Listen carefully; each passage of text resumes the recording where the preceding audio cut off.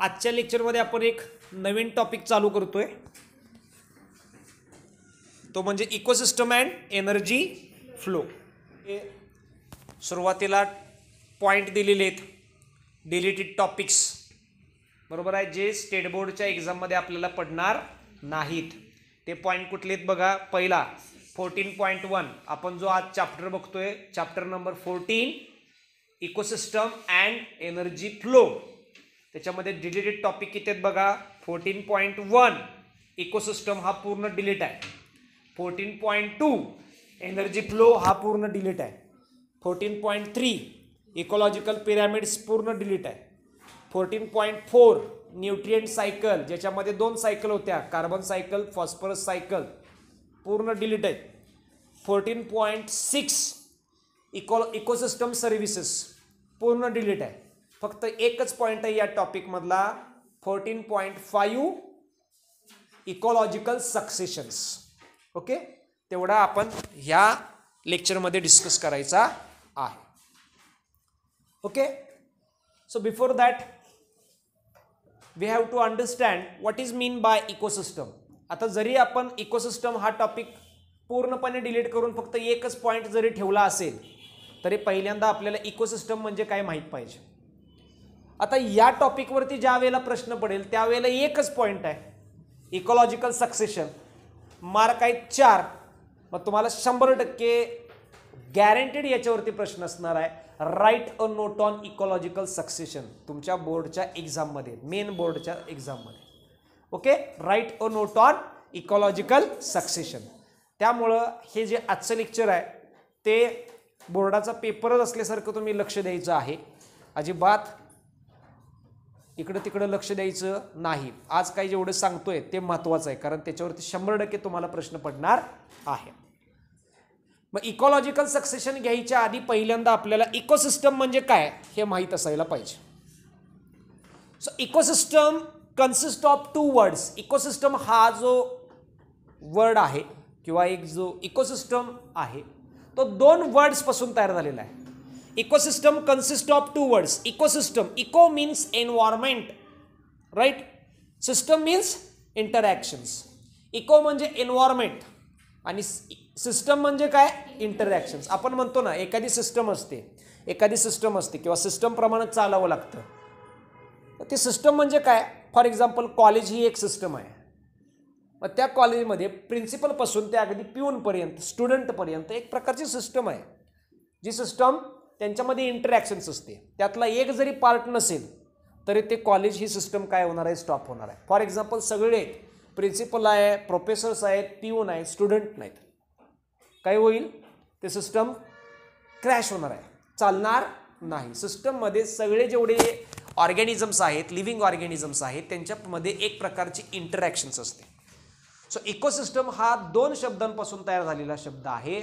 Eco म्हणजे environment, system म्हणजे interactions. Okay, next slide. Ecosystem म्हणजे काय म्हटलंय बघा. And ecosystem is self regulatory. Self regulatory म्हणजे स्वतःचे स्वतः चालणारी. And self sustaining structural and functional unit of nature. Self sustaining म्हणजे स्वतः तयार झालेली, स्वतःच्या स्वतः ॲडॉप्ट झालेलं स्ट्रक्चर आहे. And functional unit of nature. Functional unit of nature. For example तुम्हाला असं, तुम्ही तुमच्या गावामध्ये असं एखादं एक नाला बघितलं, असं एखादं छोटंसं तलाव बघितलेलं असेल की ते मानवनिर्मित नाही, नॅचरली आहे.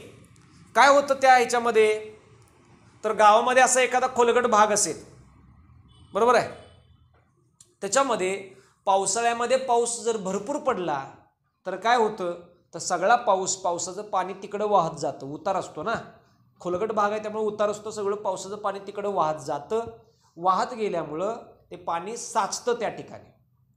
आणि साचलेलं पाणी कंटिन्यू जर तसंच जर राहिलं तर हळूहळू त्या साचलेल्या पाण्यामध्ये पहिल्यांदा फायटोप्लॅन्क्टॉन्स तयार होतात. फायटोप्लॅन्क्टॉन्स नंतर कंटिन्यू बाजूनं झाडं यायला तयार होतात. आणि झाडं आल्यानंतर त्याच्यामध्ये हळूहळू वेगवेगळ्या प्रकारचे पक्षी, प्राणी हे त्याला व्हिजिट द्यायला चालू करतात.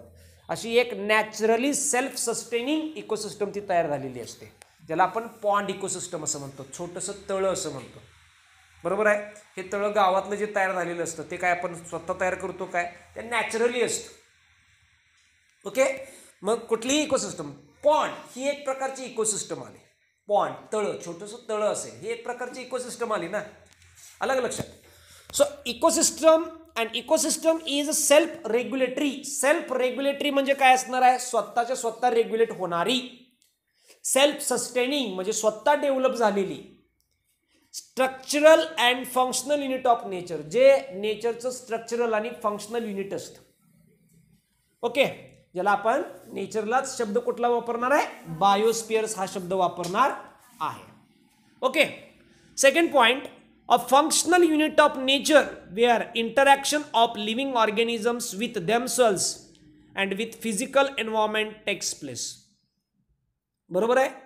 असं फंक्शनल युनिट आहे इकोसिस्टम. हे असं फंक्शनल युनिट आहे ज्याच्यामध्ये वेगवेगळ्या लिव्हिंग ऑर्गॅनिझमची इंटरॅक्शन चालू असते. वेगवेगळ्या लिव्हिंग ऑर्गॅनिझमची इंटरॅक्शन चालू असते. ओके. म्हणजे लिव्हिंग ऑर्गॅनिझम्समध्ये सुद्धा इंटरॅक्शन चालू असते आणि फिजिकल कंडिशन्समध्ये सुद्धा किंवा फिजिकल एन्व्हायरमेंटमध्ये सुद्धा इंटरॅक्शन चालू असते. फॉर एक्झाम्पल, तळं तयार झालं, पाणी गावातलं साचून साचून तळं तयार झालं. तळ्यांमध्ये हळूहळू वेगवेगळ्या वनस्पती तयार झाल्या. वेगवेगळ्या वनस्पती तयार झाल्यानंतर त्या तळ्यांमध्ये वेगवेगळे प्राणी यायला लागले. म्हणजे बदक आलं त्याच्यामध्ये, नंतर त्याच्यामध्ये बगळा आला. ओके. म्हणजे पाण्यातले मासे खाणारे पक्षी आले, त्याच्यामध्ये मासे तयार झाले, मासे खाणारे पक्षी आले, वेगवेगळ्या वनस्पती आल्या. ओके.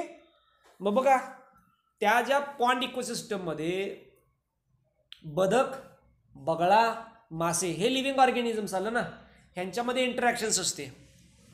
ह्यांच्यामध्ये इंटरॅक्शन्स तर असतेच, पण त्याच्याबरोबर काय, फिजिकल एन्व्हायरमेंट सुद्धा महत्वाचं आहे, पाणी सुद्धा महत्वाचं आहे. डबका आहे, पॉन्ड इकोसिस्टम आहे, तळं आहे आणि तळ्यात पाणीच नाही. हे लिव्हिंग ऑर्गॅनिझम्स काय करणार आहेत, काही करू शकत नाहीत. ह्यांच्यामध्ये जरी इंटरॅक्शन्स असली तर त्याच्या सभोवताली असलेलं जे एन्व्हायरमेंट आहे, फिजिकल एन्व्हायरमेंट आहे, त्याच्यामध्ये सुद्धा इंटरॅक्शन्स असायला पाहिजे. म्हणून म्हटलंय a functional unit of nature म्हणजेच biosphere where interaction of living organisms with themselves and with physical environment takes place. म्हणजे एखाद्या इकोसिस्टममध्ये लिव्हिंग ऑर्गॅनिझमची इंटरॅक्शन असतेच, पण त्याच्याबरोबर त्याच्या फिजिकल एन्व्हायरमेंटची सुद्धा इंटरॅक्शन झालेली आपल्याला बघायला मिळणार आहे. Next, the term ecosystem was coined by Tansley in 1935. Tansley या सायंटिस्टनं 1935 मध्ये इकोसिस्टम हा शब्द वापरलेला आहे. ओके. आन्सर इन वन सेंटेन्समध्ये किंवा MCQला याच्यावरती प्रश्न पडू शकतो, कारण सिलेबस रिड्यूस झालेला आहे. रिड्यूस्ड सिलेबस झालेला आहे. जे डिलीटेड टॉपिक आहेत त्याच्यावरती प्रश्न पडणार नाहीत, जे टॉपिक आहे त्याच्यावरती प्रश्न पडणार आहेत. त्यामुळं हा टॉपिक जरी तुम्हाला देत असताना किती मार्कांसाठी दिलेला आहे, हा टॉपिक तुम्हाला इकोसिस्टम अँड एनर्जी फ्लो हा 3 मार्कांसाठी दिलेला असेल किंवा कंपल्सरी 4 मार्कांसाठी असणार आहे, तरी त्याचं वेटेज वाढणार आहे ना आता, कारण बाकीचे टॉपिक डिलीट झालेत. म्हणजे हा टॉपिक तुम्हाला 5 ते 7 मार्कांपर्यंत जाईल. मग आन्सर इन वन सेंटेन्समध्ये MCQमध्ये या टॉपिकवरती तुम्हाला क्वेश्चन्स असू शकतो, त्यावेळेला लिहिता यायला पाहिजे the term ecosystem was coined by Tansley in 1935. समजलं इथपर्यंत? डाऊट आहे का? नेक्स्ट, आता याच्यातला पॉइंट आहे 14.5 इकॉलॉजिकल सक्सेशन. बरोबर आहे. आणि याच्यामध्ये एक डायग्राम दिलेली आहे, डीप फॉरेस्ट दाखवलेला आहे. Deep forest. Okay. Deep forest म्हणजे काय, घनदाट जंगल दाखवलेलं आहे. हे घनदाट जंगल एका दिवसात तयार झालं का? याला तयार व्हायला हजारो वर्ष लागलेली आहेत आणि मग हे जंगल तयार झालेलं आहे. ओके. मग इकॉलॉजिकल सक्सेशन म्हणजे काय हे आपण बघणार आहोत. फक्त एकच पॉइंट आहे या इकोसिस्टम अँड एनर्जी फ्लो या टॉपिकमध्ये किंवा या चॅप्टरमध्ये, एकच पॉइंट आहे जो स्टेट बोर्डसाठी तुम्हाला ठेवलेला आहे, तो म्हणजे इकॉलॉजिकल सक्सेशन. नेक्स्ट पॉइंट बघा, इकॉलॉजिकल सक्सेशन ही एक डायग्राम दाखवलेली आहे. अलग लक्षात, हिमालयामधले जेवढे सगळे प्लांट आहेत हे एका दिवसात तयार झालेत का? नाहीत. पाठीमागच्या स्लाइडमध्ये डीप फॉरेस्ट दाखवलंय, या ठिकाणी हिमालयन रिजन दाखवलेला आहे. ओके, समजतंय? एका दिवसात तयार झालंय का? हे नाही तयार झालेलं. Next point. आता बघा ecological succession. Ecological succession, ecological succession मध्ये पहिला पॉइंट काय म्हटलंय बघा. Ecological succession, succession it is a special pattern which occurs over the time. असा एक स्पेशल पॅटर्न, स्पेशल पॅटर्न म्हणजे related with space. Special, special नवं, स्पेशलचं मिनिंग वेगळं. स्पेशल म्हणजे खास. स्पेशल, SPATIAL, स्पेशल म्हणजे रिलेटेड विथ स्पेस. ओके, आता आपण फॉरेस्ट, डीप फॉरेस्ट बघितलं. हे पृथ्वीवरती सगळीकडे आहे का? वाळवंट असतं, वाळवंट सगळीकडे आहे का? हिमालयन रिजन आहे, सगळीकडे आहे का? एका ठराविक स्पेसमध्येच आहे ना ते. ओके, सो सक्सेशन म्हणजे काय?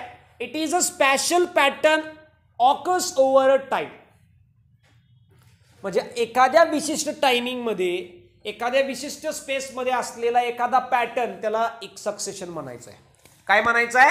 सक्सेशन असं म्हणायचं आहे. समजतंय? Second point, the gradual. Gradual म्हणजे टप्प्याटप्प्यानं. डीप फॉरेस्ट एका दिवसात तयार होत नाही. हिमालयन रिजन एका दिवसात तयार झालेलं नाही. ओके, किंवा आपण डेझर्ट म्हणतो ना, एका दिवसात तयार झालेलं नाही. डेझर्ट हजारो वर्ष लागलेली आहेत. म्हणजे ग्रॅज्युअल चेंजेस आलेत ना. हे सगळे काय आले? ग्रॅज्युअल चेंजेस आले. So the gradual and predictable changes. Predictable म्हणजे आपण सांगू शकतो, अनप्रेडिक्टेबल म्हणजे सांगू शकत नाही. प्रेडिक्टेबल म्हणजे सांगू शकतो. फॉर एक्झाम्पल, रॉक बेड आहे, फक्त दगडाचा असा पूर्ण बेड आहे, जिकडं बघल तिकडं दगडच दगड आहेत. मग आपण सांगू शकतो त्या दगडांवरती सुरुवातीला लायकेन्स येणार आहेत. Symbiotic association of algae and fungi, lichens येणार आहेत.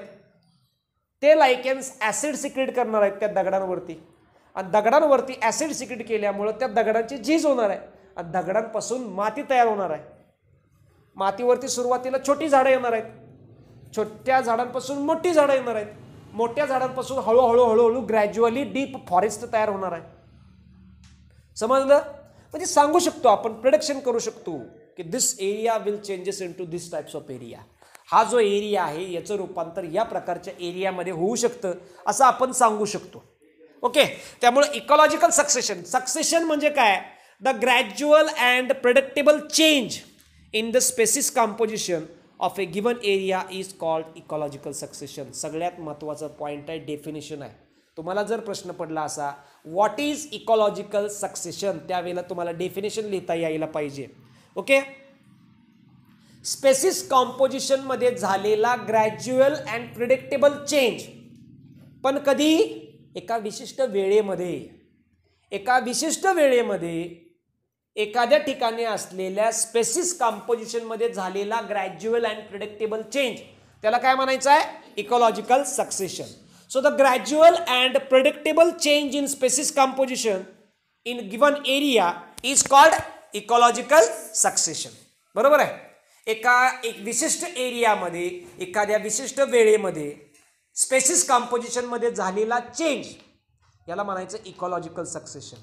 त्यामुळे डेफिनेशन काय येणार आहे? The gradual and predictable change in species composition in given area is called ecological succession. मला असं वाटतं डेफिनेशन काही अवघड नाही.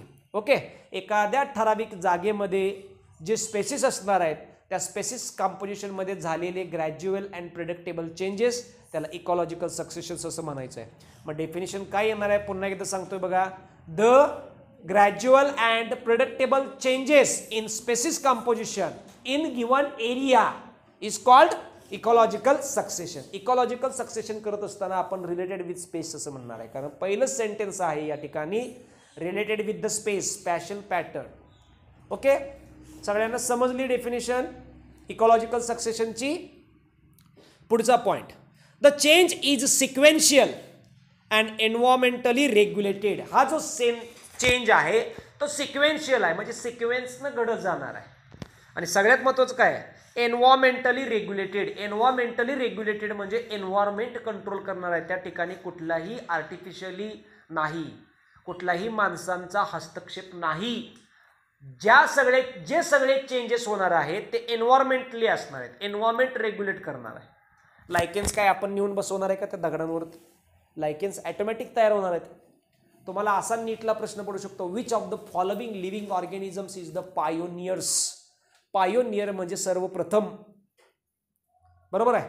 आता मला सांगा, कडेगावात जे पहिली व्यक्ती येऊन राहिली असेल त्याला सगळ्या सुखसुविधा मिळाल्या असतील का? रस्ते, एसटी, पाणी, शेती सगळे त्याला आयतं मिळालेलं असेल काय? नाही मिळालेलं. किंवा कराडात पहिली व्यक्ती आलेली असेल त्याला सगळं आयतं मिळालं असेल का? कोकणामध्ये पहिली व्यक्ती राहायला गेली असेल त्याला आयतं मिळालं असेल का? नाही. एखाद्या वेगळ्या एन्व्हायरमेंटमध्ये किंवा एखाद्या वेगळ्या जागेमध्ये जो पहिला सजीव राहतो तो त्यातला पायोनियर असतो. सगळ्या ॲडव्हर्स कंडिशन्स त्याला सहन कराव्या लागतात. ॲडव्हर्स कंडिशन्स म्हणजे सगळ्या क्रिटिकल कंडिशन्स त्याला सहन कराव्या लागतात. तसं खडकांवरती जो कोण येणार आहे? लायकेन्स येणार आहे. खडकांवरती, रॉक्सवरती जो लायकेन्स येणार आहे, लायकेन्स इज द पायोनियर. सर्वप्रथम आलेलं त्या खडकांवरती. त्यामुळं खडकांवरच्या सगळ्या ॲडव्हर्स कंडिशन्स या लायकेन्सला फेस कराव्या लागणार आहेत.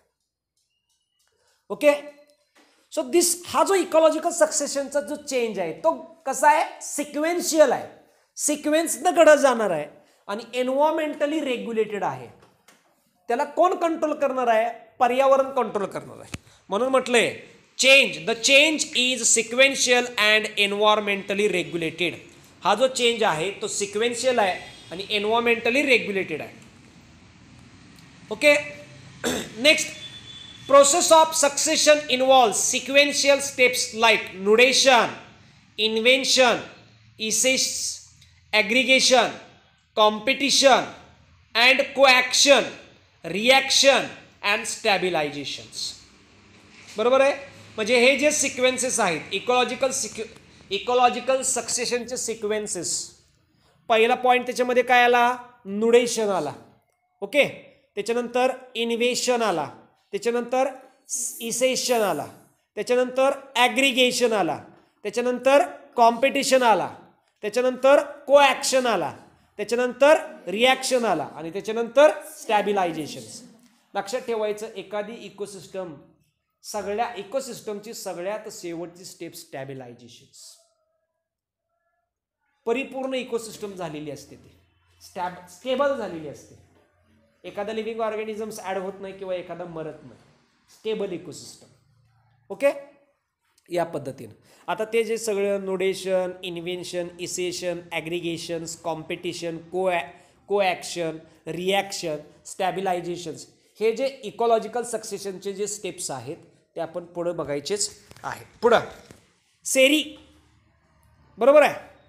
सेरी म्हणजे काय बघा दिलंय? The entire sequence of communities that successively change in given area constitute is called सेरी.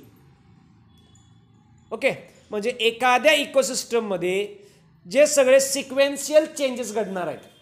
काय म्हटलंय? The entire sequence of community that successively change in given area. म्हणजे एखादी एंटायर इकोसिस्टम असेल किंवा एखादी एंटायर कम्युनिटी असेल. कम्युनिटीला आपण म्हणतो ना प्रजाती. एखादी प्रजाती असेल, एखादं लिव्हिंग ऑर्गॅनिझम्स असेल, यांच्यामध्ये सिक्वेन्शियली चेंजेस होत जाणार आहेत. याला म्हणायचं सेरी. एखाद्या ठिकाणी राहणारी जी प्रजाती आहे त्या प्रजातीमध्ये सिक्वेन्शियल झालेले चेंजेस त्याला म्हणायचं सेरी.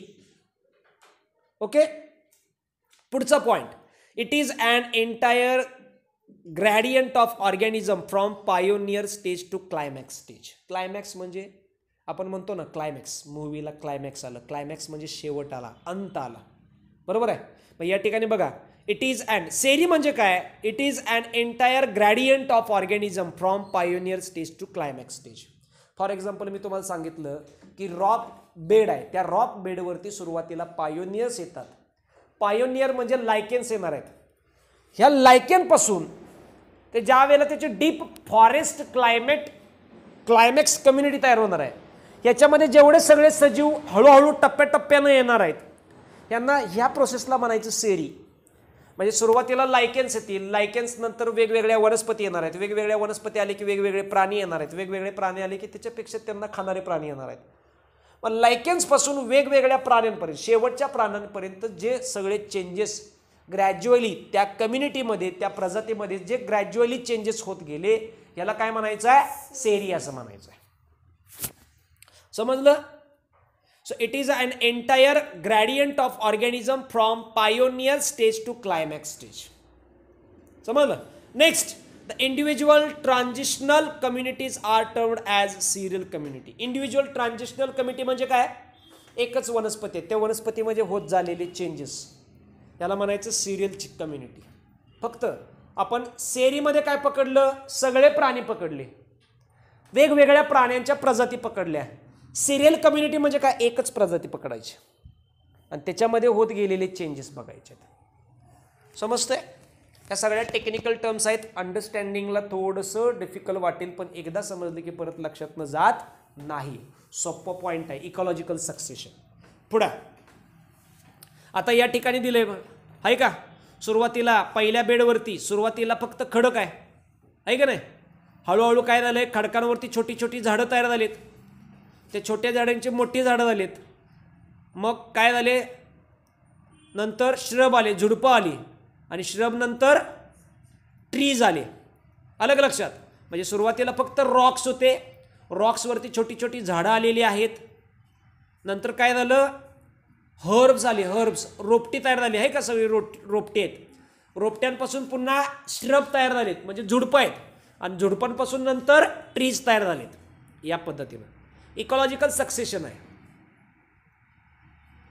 म्हणजे एकेकाळी त्या खडकावरती काहीच नव्हतं, कालांतरानं हजारो वर्षानंतर त्या ठिकाणी एक क्लायमॅक्स स्टेबल कम्युनिटी तयार झालेली आहे, मोठी झाडं तयार झालीत. आता ही मोठी झाडं रिकामी असतील काय? नाही, त्याच्यामध्ये हजारो प्राणी आणि पक्षी असणार आहेत. समजते? या पद्धतीनं पुढं प्रोसेस ऑफ इकॉलॉजिकल सक्सेशन दिलं. या ठिकाणी इकॉलॉजिकल सक्सेशनची प्रोसेस दिलेली आहे. Nudation, invention or migration, invasion or migration, ecesis, aggregation, competition, reaction, stabilization आणि शेवटी क्लायमॅक्स. या सगळ्या स्टेप्स आहेत.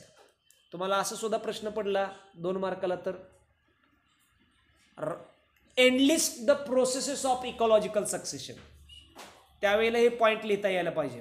आकड्यातच लिहायचं. पहिला न्यूडेशन, दुसरा इन्व्हेशन ऑर मायग्रेशन, तिसरा एसिस, चौथा ॲग्रिगेशन, पाचवा कॉम्पिटिशन, 6वा रिॲक्शन, 7वा स्टॅबिलायझेशन, 8वा 2 मार्क. 8 लिहिले की 2 मार्क. समजलं? हे झाले इकॉलॉजिकल सक्सेशनचे प्रोसेसेस. म्हणजे इकॉलॉजिकल सक्सेशन घडत असताना या 8 टप्प्यांमध्ये घडतं. या ठिकाणी डायग्रॅमॅटिक रिप्रेझेंटेशन दिलेलं आहे, ॲरो दिलेला आहे.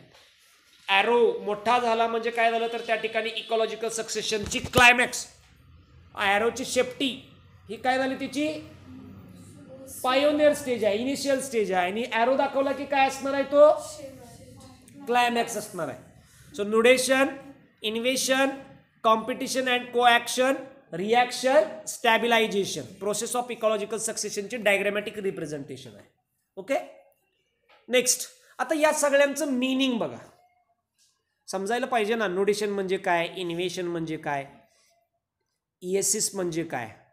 ॲग्रिगेशन म्हणजे काय? हे आपण बघायचं. ह्या सगळ्या स्टेप्स आता बघा. Meaning of terminology in ecological succession, त्याच्यामध्ये पहिला न्यूडेशन बघा. Succession begins with the development of bare site. Bare site म्हणजे काय? Formation of area where the succession takes place. असा एरिया तयार होतो त्या ठिकाणी सक्सेशन व्हायला चालू होतो, त्याला म्हणायचं न्यूडेशन. ओके. म्हणजे तुम्हाला डायरेक्ट बोलतो, नूड म्हणजे ओपन. ओके. न्यूडेशन म्हणजे काय तर असा एरिया जिथं सक्सेशन व्हायला सुरुवात झालेली आहे, त्या एरियाला न्यूडेशन्स असं म्हटलं जातं. न्यूडेशन म्हणजे काय? असा एरिया ज्या एरियावरती सक्सेशन व्हायला सुरुवात झालेली आहे त्याला न्यूडेशन्स असं म्हणायचं. The process, the area by which the succession starts from. असा एरिया ज्या ठिकाणाहून सक्सेशनला सुरुवात होणार आहे, याला नोडेशन्स असं म्हणायचं आहे. सुरुवातीला ते ओपन आहे ना. फॉर एक्झाम्पल मागच्या पीपीटीवरती आपण बघितलेलं आहे, फक्त रॉक्स आहेत. त्या रॉक्सवरती काय आहे, ओपन रॉक आहे, तो ओपन आहे, पूर्ण मोकळा, एकही झाड नाही त्याच्यावरती, एक छोटं गवत नाही तिथं.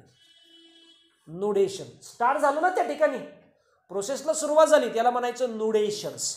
म्हणून म्हटलं सक्सेशन बिंग्स म्हणजे ज्या ठिकाणी सक्सेशनला सुरुवात होणार आहे. Succession begins with the development of bare site. Bare site म्हणजे मोकळी साईट, सुरुवातीची साईट. ओके, बेअर साईट म्हणजे काय, formation of the area where the succession takes place. असा एरिया ज्या एरियावरती सक्सेशनला सुरुवात होणार आहे. समजलं nudation? Is it any problem, doubt? Nudation समजलं? या पद्धतीने.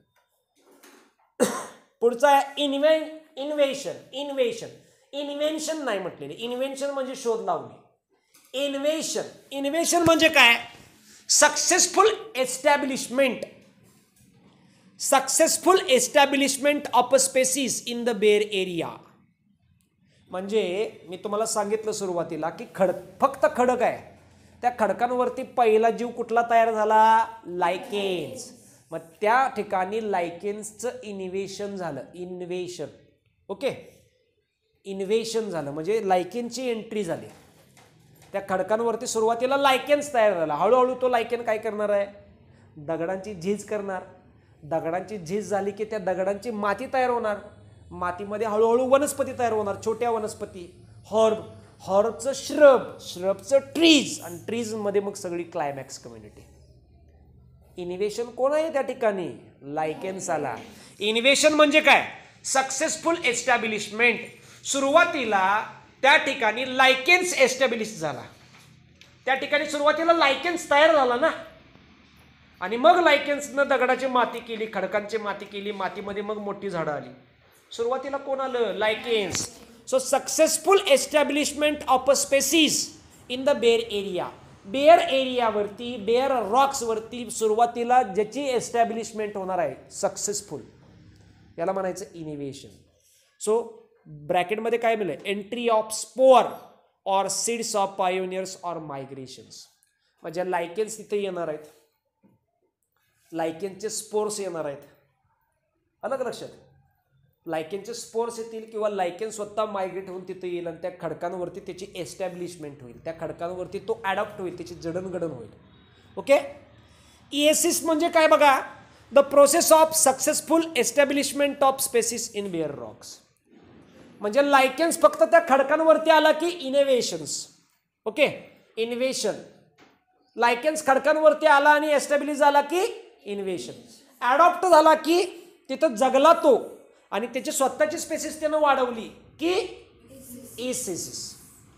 Okay, so ecesis the process of successful establishment of species in bare rock. Nudation म्हणजे सुरुवातीला काय नव्हतं, इन्व्हेशन म्हणजे सुरुवातीला येणारा सजीव. फॉर एक्झाम्पल लायकेन्स म्हणूया, त्या लायकेन्स त्या खडकांवरती आला आणि तिथं राहिला तो की एसिस. इन्व्हेशन मायग्रेशन झालं आणि तो स्वतः मल्टिप्लाय व्हायला लागला, त्या खडकांवरती स्वतः वाढायला लागला की काय म्हणायचं, एसिस. बरोबर आहे, या पद्धतीनं. पुढं ॲग्रिगेशन म्हणजे काय, आता स्वतःचं पॉप्युलेशन वाढवायचं, राहिलंय ना, पॉप्युलेशन वाढवायचं आहे. अलग लक्षात. फॉर एक्झाम्पल माझं एक्झाम्पल घेतो. मी खोली बघितली एक, म्हणजे प्लॅन माझ्या डोक्यात काय आहे बघा, खोली बघितली मी, कराडवरून कडेगावला आलो, खोली बघितली, खोली मोकळी आहे, नोडेशन. खोली मोकळी आहे ना, नोडेशन. बरोबर आहे. त्याच्यानंतर काय, मी स्वतः येऊन राहिलो तिथं, स्वतःला तिथं ॲडॉप्ट करण्याचा प्रयत्न केला, इन्व्हेशन. राहिलं, इन्व्हेशन झालं की काय नंतर असणार आहे, एसिस.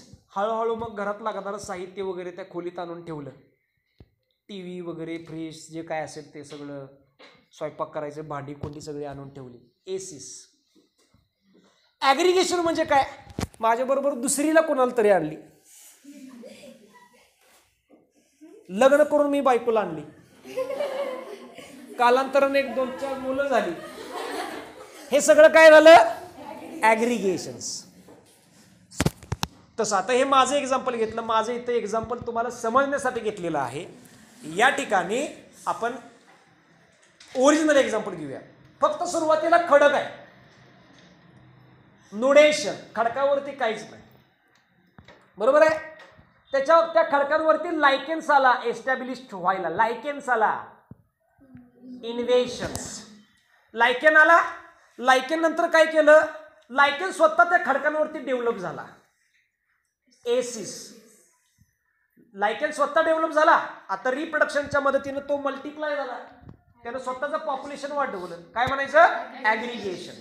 समजतंय का, समजतंय ना, ॲग्रिगेशन. सो ॲग्रिगेशन म्हणजे काय, it is the increase in population of species which has become established in area, the shrubs replacement small herb in most succession. मग या ठिकाणी जेवढे सगळे श्रब्स आहेत त्याचं रिप्लेसमेंट स्मॉल हर्बमध्ये होतं, हे मोस्ट सक्सेशन्स आहे. ओके, म्हणजे एखादं बेअर रॉक्सवरती एखादं पॉप्युलेशन आलं, ते एखादी स्पेसिस आली आणि त्या स्पेसिसनं तिथं ॲडॉप्ट झाली, ॲडॉप्ट झाल्यानंतर ते पुन्हा नंतर ॲडॉप्ट झाल्यानंतर स्वतः मल्टिप्लाय तयार झाली, मल्टिप्लाय व्हायला लागली, ह्याला म्हणायचं ॲग्रिगेशन्स. ओके, नोडेशन समजलं, इनोव्हेशन समजलं, एसिस समजलं, ॲग्रिगेशन समजलं. पुढं आता बघा, कॉम्पिटिशन अँड कोॲक्शन. कॉम्पिटिशन अँड कोॲक्शन मिनिंगच आहे कॉम्पिटिशन. कॉम्पिटिशन म्हणजे काय, competition may be intra specific or interspecific for space, light and nutritions. हे जे कॉम्पिटिशन आहे हे इंट्रास्पेसिफिक असेल, म्हणजे एकाच स्पेसिसमध्ये असेल किंवा वेगवेगळ्या स्पेसिसमध्ये कॉम्पिटिशन लागतं. कशासाठी, लाईटसाठी, स्पेससाठी, न्यूट्रिशनसाठी. लाईट म्हणजे सनलाईट लागणार आहे फोटोसिंथेसिससाठी, स्पेस म्हणजे जागा लागणार आहे ना, आणि न्यूट्रिशन म्हणजे पोषणसाठी. म्हणजे लाईट, स्पेस आणि न्यूट्रिशनसाठी इंट्रास्पेसिफिक म्हणजे एकाच स्पेसिसमध्ये किंवा दोन वेगवेगळ्या स्पेसिसमध्ये कॉम्पिटिशन असतं सगळीकडं. अलग लक्षात. फॉर एक्झाम्पल मी इथं आलो आहे की नाही, म्हणजे काही नव्हतं पहिलं, खोलीत नोडेशन आल्यानंतर इनोव्हेशन, राईट, खोलीत ॲडॉप्ट झालो, एसिस, ॲडॉप्ट झाल्यानंतर लग्न केलं, पोरं बाळ झाली, काय आलं आता, ॲग्रिगेशन झालं, ॲग्रिगेशन झालं. अलग लक्षात. आता माझ्याबरोबर काय होतं, आमचा भाऊ पण आला असेल किंवा शेजारचे लोक, यांच्यामध्ये माझं कॉम्पिटिशन असणार ना. कशाला, माझी जागा आहे, हे इकडं पाय ठेवायला नाही तर पाय तोडीन, माझी जागा आहे, जागेसाठी, न्यूट्रिशनसाठी. तसं प्लांट आहेत, ज्या वेळेला एखाद्या नवीन ठिकाणी वनस्पती तयार होणार आहेत त्या ठिकाणी त्यांच्यामध्ये त्या वनस्पतींमध्ये कॉम्पिटिशन असतं, लाईटसाठी, स्पेससाठी, न्यूट्रिशनसाठी. The most useful example is the Amazon forest. Amazon फॉरेस्टमध्ये एक एक वनस्पती इतक्या वाढतात, त्यांचं कॉम्पिटिशन लागलेलं असतं, त्या वनस्पतींची हाईट इतकी मोठी असते, त्यांच्यामध्ये कॉम्पिटिशन लागलेलं असतं. गेटिंग मॅक्झिमम सनलाईट, सनलाईट जास्तीत जास्त कशा पद्धतीनं घेता येईल याच्यासाठी कॉम्पिटिशन लागतं. त्यामुळे त्या वनस्पती उंचच्या उंच वाढतात. न्यूट्रिशनसाठी कॉम्पिटिशन लागतं, लाईटसाठी कॉम्पिटिशन लागतं, जागेसाठी कॉम्पिटिशन्स असतं वनस्पतींमध्ये, घनदाट जंगलामध्ये. अलग लक्षात. याला म्हणायचं कॉम्पिटिशन. ओके, त्यामुळे तुम्ही ॲमेझॉन फॉरेस्टमध्ये डीप बघा, छोटी झाडातील मरतात. हो का मरतात, अंधार असतो खाली, सरळ अंधार दिसत नाही. म्हणजे त्या जंगलात तुम्ही दुपारच्या 12 वाजता गेलं तर संध्याकाळचे 7 वाजले काय असं वाटत असते, इतका अंधार असतो.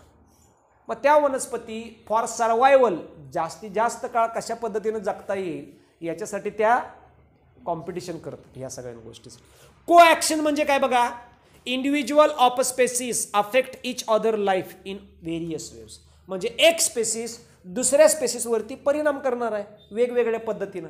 फॉर एक्झाम्पल मी इथं आलो, मी शेजारच्या माणसाला काय केलं, त्रास दिला, वेगवेगळ्या पद्धतीनं त्रास दिला. तिची जागा जरा मी 1-2 फुटानं वाढवून माझ्यात घेतली. तसं आहे ना. को ॲक्शन म्हणजे काय, individual of a species affects each other life in various way. म्हणजे एक स्पेसिस दुसऱ्या स्पेसिसवरती परिणाम करणार आहे, वेगवेगळ्या पद्धतीनं परिणाम करणार आहे. एकत्र राहतो म्हणजे होतोच ना, एकत्र राहायला आलो एका ठिकाणी तर होणारच आहे वेगवेगळ्या पद्धतीनं परिणाम. एकतर चांगले परिणाम होतील किंवा वाईट. याला म्हणायचं को ॲक्शन. को म्हणजे दोन्ही, ॲक्शन दोघांमध्ये एकमेकांवरती झालेली ॲक्शन, याला म्हणायचं को ॲक्शन. समजलं? म्हणजे एका स्पेसिसनं दुसऱ्या स्पेसिसवरती केलेले परिणाम वेगवेगळ्या पद्धतीने, त्याला काय म्हणायचं आहे? Co action.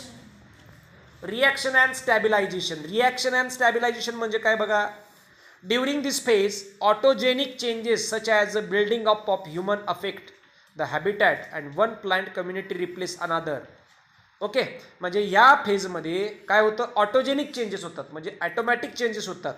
Okay, such as a buildup of human affect habitat and one plant community replace the another. म्हणजे या ठिकाणी कॉम्पिटिशन करत असताना, को ॲक्शन करत असताना एक स्पेसिसचं कन्व्हर्जन दुसऱ्या स्पेसिसमध्ये होऊ शकतं. ओके, फॉर एक्झाम्पल एक छोटंसं तळ आहे, त्या तळ्यांमध्ये सुरुवातीला फायटोप्लॅन्क्टन आले होते, नंतर फ्रेश वॉटर अलगी आल्या. पण काय झालं, टायफा जो प्लांट आहे, टायफा माहीत आहे, टायफा प्लांट, त्या टायफानं काय केलं, अलगीवरती परिणाम केला. आणि this algal habitat is replaced by Typha. Algal हॅबिटॅटनं काय केलं, रिप्लेसमेंट केली आणि त्याचं रूपांतर टायफामध्ये झालं. ॲक्वॅटिक प्लांट आहे, म्हणजे अलगीचं कन्व्हर्जन टायफामध्ये झालं. पूर्ण त्या तळ्यामध्ये फक्त टायफाच होता, कारण दलदल तयार झाली ना, दलदलीमध्ये अलगीपेक्षा टायफा व्यवस्थित येणार आहे. ओके, या पद्धतीनं. किंवा दुसरं मिनिंग काय दिलं, change in ecosystem, change becomes unsuitable for existing species but more suitable for next species. Okay, म्हणजे एखाद्या इकोसिस्टममध्ये जर चेंजेस झाले तर त्या चेंजेसचा सुरुवातीला असलेल्या स्पेसिसला फायदा होत नाही, त्याच्या पुढच्या येणाऱ्या स्पेसिसला फायदा होतो. ओके, फॉर एक्झाम्पल मी आहे, माझं समजा वय 50 झालं आणि मी 40 लाखाचा बंगला बांधला, त्या बंगल्याचा माझा फायदा आहे का? मेल्यावर त्या घरात तर मला आंघोळ घालणार आहेत का? बाहेरच ना, बंगल्याच्या बाहेरच आंघोळ घालणार ना. 40 लाखाचा बंगला बांधला, मी मेलो, मला त्या आतमधल्या, मी त्या काय म्हणायचं त्याला, बाथरूमला मी काय बाथरूम पूर्ण काचेची केली मी, व्यवस्थित सगळं खतरनाक हाय पाय, 2 लाखाचं नुसतं बाथरूमच आहे. मेल्यावर त्या बाथरूममध्ये मला आंघोळ घालणार आहेत का? बाहेरच असते ती, बाहेरच ना. कितीही करोडपती व्यक्ती असले आंघोळ बाहेरच घालतात. मग 40 लाखाचा बंगला बांधला मी, फायदा कोणाला झाला? माझ्या पुढच्या जनरेशनला झाला. तसं एखाद्या जागेमध्ये इकॉलॉजिकल सक्सेशन चालू असेल, सक्सेशनमध्ये जे चेंजेस होतात त्या चेंजचा फायदा कोणाला होतो? एक्झिस्टिंग स्पेसिसला होत नाही, नेक्स्ट स्पेसिसला होणार आहे. समजलं काय? लक्षात ठेवायचं. याला म्हणायचं रिॲक्शन अँड स्टॅबिलायझेशन. काय म्हणायचं याला? Reaction or stabilisation. स्टॅबिलायझेशन म्हणजे काय बघा, stabilization is a process by which climax community gets established. Stabilization म्हणजे स्टेबल, सगळ्यात शेवटची क्लायमॅक्स कम्युनिटी असते, आहे का नाही? पिक्चरमध्ये कुत्र्यासारखे हिरो आणि विलन भांडत असतात, पण शेवटी तो जो विलन हिरोचं माफी मागतो म्हणतो, तू म्हणतोय ते बरोबर आहे, मी असंच वागायला पाहिजे. शेवटी मग ते दोघं एकत्र येतात, क्लायमॅक्स झालं ना, मग पिक्चर संपतो. नाहीतर पिक्चरचे त्याच्या आधी नुसती भांडणं, ह्यो ह्याला हाणतो, त्यो त्याला हाणतो, त्यो त्याचं काय पळवतो, त्याची किडनॅप करतो, काय व्हायचं करतो, आहे ना. पण शेवटी एकत्र येतात. क्लायमॅक्स म्हणजे स्टेबल झाले आणि पिक्चर संपतो. तसंच आहे ना. स्टॅबिलायझेशन म्हणजे काय, तर इकॉलॉजिकल सक्सेशनमध्ये शेवटी जे स्पेसिस स्टेबल राहणार आहे त्याला म्हणायचं क्लायमॅक्स. म्हणून म्हटलं stabilization is a process by which climax community gets established or stable climax community form. सगळ्यात शेवटी स्टेबल क्लायमॅक्स कम्युनिटी तयार होणार आहे. म्हणजे जसं आपण लास्ट PPT बघितलेलं आहे, सुरुवातीला रॉक्सवरती स्मॉल प्लांटचं ॲडॅप्टेशन झालं हर्ब्समध्ये, हर्ब्सचं श्रबमध्ये, श्रब्सचं ट्रीमध्ये, ट्री काय झाली क्लायमॅक्स कम्युनिटी. समजलं या पद्धतीने. So I hope you will understand meaning of all the terminology used in ecological succession, that is nodation, invention, aces, aggregation, competition, coaction, reaction and stabilisation or stabilisation. Okay, पेपरात माझं example लिहायचं. पेपरात मी तुम्हाला सांगितलं त्या लायकेनचं एक्झाम्पल लिहायचं आहे.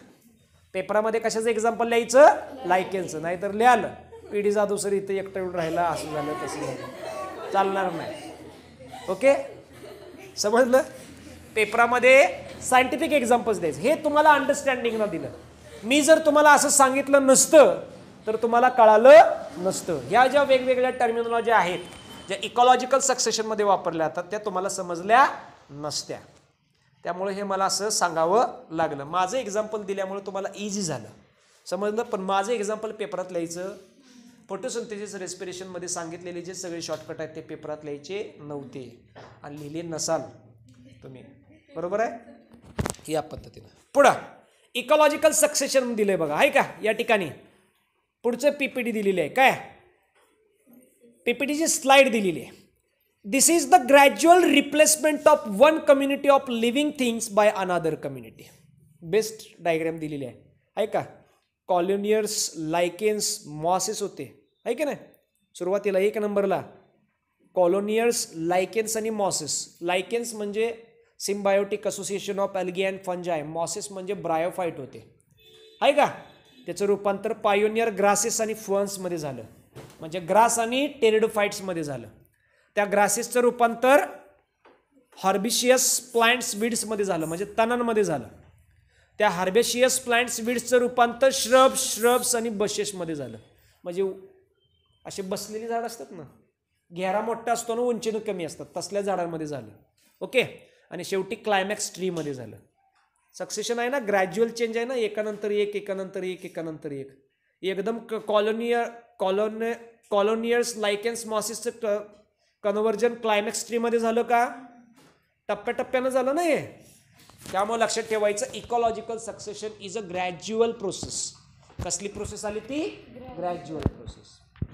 Next point, अजून एक डायग्राम दिलेली आहे इकॉलॉजिकल सक्सेशनची. व्यवस्थित जरा तुम्ही बघा. ओके, या ठिकाणी एक्सपोज्ड रॉक्स आहेत. This is the best model to explain the ecological succession. शेवटी काय, एक्सपोज्ड रॉक्स आहेत, ओपन खडक आहेत. हे काय आलं? नोडेशन आलं. ओके, सुरुवातीचं. आता आपण सगळ्या टर्मिनॉलॉजी बघणार नाही, एक्सप्लेन करतो जस्ट तुम्हाला. या एक्सपोज्ड रॉक्सवरती लायकेन्स येणार आहेत. लायकेन्स आणि मॉसेस येतात. इन्व्हेशन झालं, राईट. लायकेन्स आणि मॉसेसनं स्वतः काय केलं, ते स्वतः त्या खडकांवरती अडॉप्ट झाले, तिथं स्वतः ते राहिले, एसिस झालं. एसिस झाल्यानंतर स्वतः ते मल्टिप्लाय झाले, ॲग्रिगेशन झालं. ओके, त्याच्यानंतर त्यांच्यामध्ये कॉम्पिटिशन झालं. कॉम्पिटिशन नंतर कोॲक्शन झालं. कोॲक्शन नंतर रिॲक्शन झालं आणि रिॲक्शन नंतर स्टॅबिलायझेशन झालं. आणि मग त्या दुसऱ्यामध्ये दिलेलं आहे बघा, लायकेन्स अँड मॉसेस हे पूर्णपणे व्यवस्थित ॲडॉप्ट झालेले आहेत, राईट. नंतर काय, ॲन्युअल वीड्स तयार झालेत. ॲन्युअल वीड्स तयार झालेत. ॲन्युअल वीड नंतर काय तयार झालं, perennial weed and grasses आले. Perennial weeds and grasses नंतर श्रब्स आले. श्रब्स नंतर aspen, cherry and young pine forest आले. आणि त्याच्यानंतर beech and maple, broad leaf forest आलं. म्हणजे हळूहळू एक्सपोज्ड रॉक्सचं कन्व्हर्जन डीप फॉरेस्टमध्ये झालं. त्यामुळं याला म्हणायचं ग्रॅज्युअल इकॉलॉजिकल सक्सेशन. हे इकॉलॉजिकल सक्सेशनचं बेस्ट मॉडेल आहे स्टडी करण्यासाठी. ओके, म्हणजे इकॉलॉजिकल सक्सेशनचं हे बेस्ट मॉडेल आहे. आता मला सांगा, सुरुवातीला कोणाला? लायकेन्स आला आणि सगळ्यात शेवटी कोण आहे? डीप फॉरेस्ट आहे. मग डीप फॉरेस्टमध्ये राहण्याचा आनंद लायकेन्सला मिळाला का? नाही मिळाला. स्पेसिस चेंज होत गेले ना या पद्धतीनं, समजलं. Next slide. Pattern of ecological succession. There are 2 patterns of ecological succession, xerarch and hydrarch. Okay, so pattern of ecological succession, xerarch and hydrarch. Okay, so आपण 1 by 1 हे 2 टाइप्स आहेत इकॉलॉजिकल सक्सेशनचे. हे 2 टाइप्स आहेत, त्यामुळे लिहिता यायला पाहिजे तुम्हाला. एक तर असा प्रश्न पडेल, what is ecological succession, answer in 1 सेंटेन्सला किंवा MCQला, राईट. शॉर्ट नोट्स पडेल, right a note on ecological succession. त्यावेळेला लिहिता यायला पाहिजे हे सगळे त्याचे प्रोसेसेस, इकॉलॉजिकल सक्सेशनचे डेफिनेशन आणि प्रोसेसेस. किंवा असा प्रश्न पडेल, right a note on patterns of ecological succession. त्यावेळेला 2 पॅटर्न्स आहेत. पहिल्यांदा इकॉलॉजिकल सक्सेशन लिहायचं, खाली लिहायचं ecological succession has 2 patterns, xerarch and hydrarch. Xerarch म्हणजे काय लिहायचं ना हायड्रार्च म्हणजे काय लिहायचं मोकळं, जास्त लिहित बसायचं नाही. Next slide. आता सक्सेशन ऑफ प्लांट्स, त्याच्यामध्ये काय दिले बघा, सक्सेशन ऑफ प्लांट्स. आता प्लांटचं सक्सेशन बघतोय आपण based on the nature of the habitat. Nature of habitat म्हणजे वनस्पतीच्या राहणीमानावरून आपण त्याचे 2 सक्सेशनचे टाइप्स बघणार आहोत. So based on the nature of habitat, whether it is water or very wetland areas. Okay, म्हणजे त्याचे राहणीमान पाण्यामध्ये आहे का जमिनीवरती आहे ते. वेदर इट इज वॉटर, ब्रॅकेटमध्ये काय दिलंय, very wetland areas. Wetland areas म्हणजे काय, असा एरिया तो कंटिन्यू पाण्यानं झाकलेला असतोय, समजलं. Or it is very dry area, very dry area, किंवा असा एरिया जो ड्राय असतो. म्हणजे इकॉलॉजिकल सक्सेशनचं जर प्लांट एक्झाम्पल घेतलं तर त्याचे किती प्रकार पडतात, 2, झिरार्च आणि हायड्रार्च. झिरार्च सक्सेशन इट स्टार्ट्स फ्रॉम, ते नंतर बघूया, पण झिरार्च सक्सेशन आणि हायड्रार्च सक्सेशन कशावर दिलेले आहेत, कशावरनं दिलेले आहेत, हॅबिटॅटवरनं दिलेले आहेत, हॅबिटॅट ऑफ द प्लांट वरून दिलेले आहेत. ओके, एकतर ते वनस्पती पाण्यात राहत असतील किंवा ड्राय एरियामध्ये राहत असतील. Okay, so succession of plant is called hydrarch, म्हणजे ज्याला हायड्रोसिरिया असं म्हणायचं आहे, और झिरार्च ज्याला झिरोसिरिया असं म्हणायचं आहे. ओके, सो हायड्रार्च सक्सेशन म्हणजे काय, hydrarch succession takes place in wetter area that successional series progress from hydric to mesic conditions. म्हणजे हायड्रिक कंडिशन पासून सुरुवात होणार आहे ती मेसिक कंडिशन पर्यंत, समजेल तुम्हाला हळूहळू. Okay, so hydrarch succession takes place in wetter area and the successional series progresses from hydric to mesic conditions. आणि झिरार्च सक्सेशन म्हणजे काय, ड्राय एरियापासून सुरुवात होणार आहे. So xerarch succession takes place in dry areas and the plant series progress from xeric to mesic condition. Hence both hydrarch and झिरार्च succession leads to medium water conditions. त्यामुळे दोन्ही तुम्ही हायड्रार्च succession घ्या किंवा झिरार्च सक्सेशन घ्या, दोन्हीही मीडियम वॉटर कंडिशन्स आहेत. Medium water condition. Magic म्हणजे काय, नायदर टू ड्राय. झेरिक म्हणजे काय, नॉट टू वेट, म्हणजे पूर्णपणे ड्राय पण नसतं आणि पूर्णपणे भिजलेलं पण नसतं. ओके, अशा कंडिशन्स आल्या, बरोबर आहे. Types of ecological successions, there are 2 types of ecological succession, primary succession and secondary succession. Okay, so पर्यंत पुढच्या लेक्चरमध्ये आपण टाइप्स ऑफ इकॉलॉजिकल सक्सेशन